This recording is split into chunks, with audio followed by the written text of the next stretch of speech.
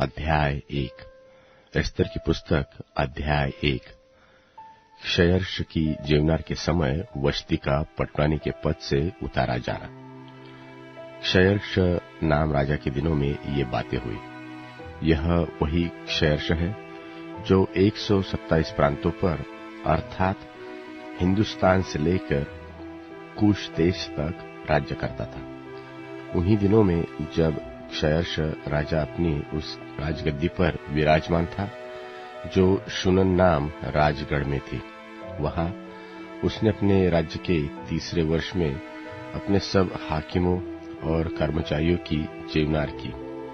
फारस और मादे के सेनापति और प्रांत प्रांत के प्रधान और हाकिम उसके सन्मुख आ गए और वह उन्हें बहुत दिन वरन 180 दिन तक अपने राज विभव का धन और अपने महात्म्य के अनमोल पदार्थ दिखाता रहा।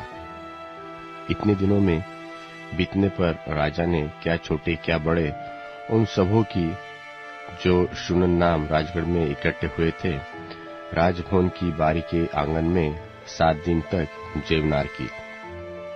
वहां के पद श्वेत और नीले सूत के थे और सन और बैंगनी रंग की डोरियों से चांदी के छल्लों में संगमरमर के खंभों से लगे हुए थे और वहां की चौकियां सोने चांदी की थी और लाल और श्वेत और पीले और काले संगमरमर के बने हुए फर्श पर धरी हुई थी।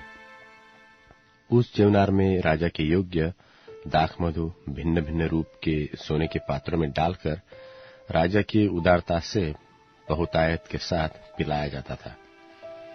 पीना तो नियम के अनुसार होता था, किसी को बरबस नहीं पिलाया जाता था, क्योंकि राजा ने तो अपने भवन के सब भंडारियों को आज्ञा दी थी कि जो पहुन जैसा चाहे उसके साथ वैसा ही बर्ताव करना। रानी वश्ती ने भी राजा क्षयर्ष के भवन में स्त्रियों की जीवनार की। 7वें दिन जब राजा का मन दाख मधु में मग्न था तब उसने महुमान, बिचता, हरबोना, बिकता, अबगता, जेतेर और कर्कस नाम 7 खोजों को उस क्षयर्ष राजा के सन्मुख सेवा टहल किया करते थे आज्ञा दी कि रानी वश्ती को राजमुकुट धारण किए हुए राजा के सन्मुख ले आओ, जिससे कि देश देश के लोगों को और हकीमों पर उसकी सुंदरता प्रकट हो जाए, क्योंकि वह तो देखने में सुंदर थी। खोजों के द्वारा राजा की यह आज्ञा पाकर रानी वश्ती ने आने से इनकार किया। इस पर राजा बड़े क्रोध से जलने लगा।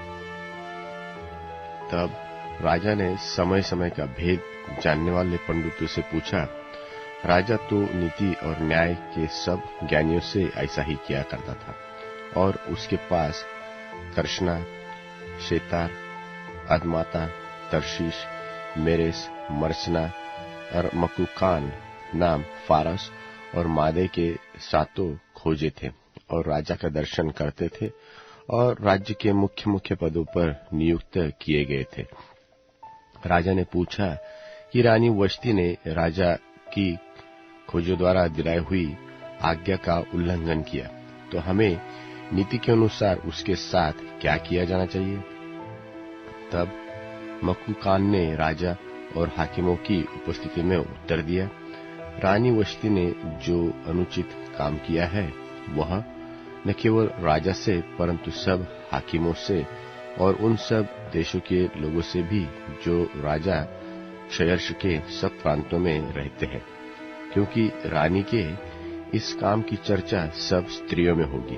और जब यह कहा जाएगा कि राजा क्षयर्ष ने रानी वश्ती को अपने सामने ले आने की आज्ञा दी परंतु वह न आए, तब वे भी अपने अपने पति को तुच्छ जानने लगेगी।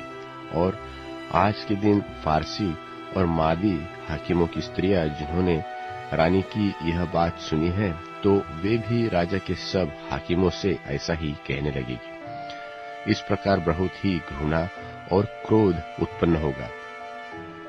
यदि राजा को स्वीकार हो तो यह आज्ञा निकाले और फारसियों और नादियों के कानून में लिखी भी जाए, जिससे कभी बदल न सके कि रानी वष्टी राजा क्षयर्ष के सन्मुख फिर कभी आने न पाए और राजा पटवानी का पद किसी दूसरी को दे दे और उससे अच्छी हो। और जब राजा की यह आज्ञा उसके सारे राज्य में सुनाई जाएगी, तब सब पत्नियां छोटे बड़े अपने अपने पति का आदर मान करती रहेगी। यह बात राजा और हाकिमों को पसंद आई और राजा ने मकूकान की सम्मति मान ली और अपने राज्य में अर्थात प्रत्येक प्रांत के अक्षरों में और प्रत्येक जाति की भाषा में चिट्ठियां भेजी कि सब पुरुष अपने अपने घर में अधिकार चलाए और अपनी अपनी जाति की भाषा बोला करे।